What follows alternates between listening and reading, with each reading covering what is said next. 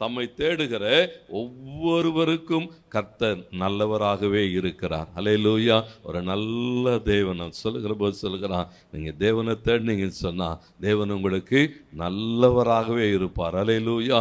ஒவ்வொரு நாளும் நல்லவராக இருப்பார். நல்லவராக இருக்கிற தேவன் என்ன செய்கிறாரா, நன்மையானவைகளை அனுப்பி கொண்டே இருப்பார்.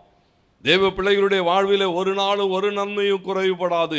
நித்தமும் நடத்துவார், நித்தமும் போஷிப்பார், நித்தமும் பாதுகாப்பார், நித்தமும் அவருடைய வல்ல பிரசன்னம் நம்மை தாங்கி நடத்தும். ஏன் சொன்னா கர்த்தரை தேடுகிற எல்லாருக்கும் அவர் நல்லவராக இருக்கிறார்.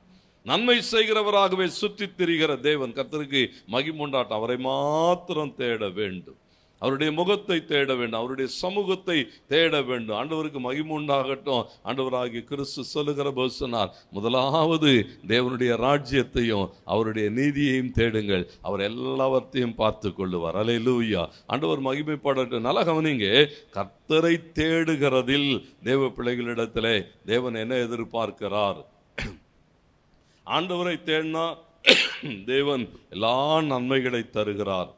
அவரை தேடுகிறதுல எப்படி தேடணுமா? 1 நாளாகமம் 16:11 சொல்லுகிறது, அவர் சமூகத்தை நித்தமும் தேடுங்கள். எப்படி தேடணுமா?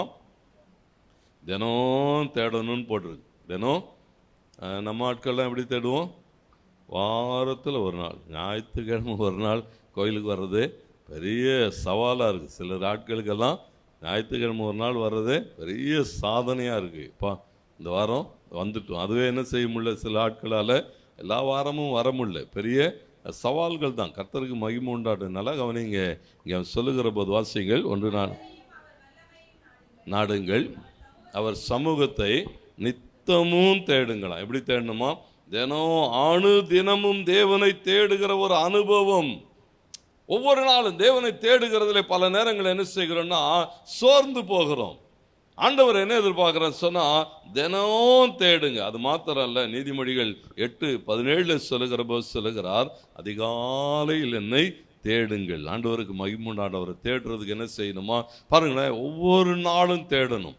காலமே எழும்பி அவரை தேடணும். எஸ்ஐயா 55:6 சொல்லுகிறது, கர்த்தரை கண்டடையத்தக்க சமயத்தில் தேடுங்கள். ஆண்டவருக்கு மகிமுண்டாடு. எப்போ அவரை பார்க்க முடியும், எப்போ அவரை சந்திக்க முடியும், எப்போ அவரை தேடணும்? வசனம் சொல்லுகிறது, அவரை எப்போதும் என்ன செய்யுங்க, தேடிக்கொண்டே இருங்கள்.